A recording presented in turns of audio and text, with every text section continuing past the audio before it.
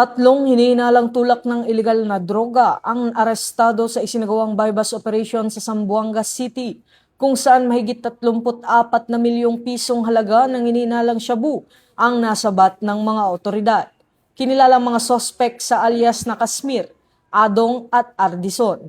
Napawang na aresto sa basement parking lot ng isang mall sa Barangay Zone 4 nitong Martes ng hapon.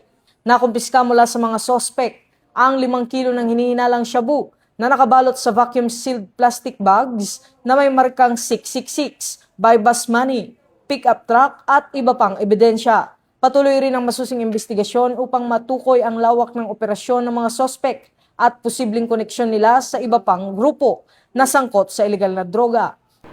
Mula rito sa PNP National Headquarters, ako ang inyong PNN correspondent, Patrolman Don Brosas, alagad ng batas, tagataguyod ng Balitang Pulis.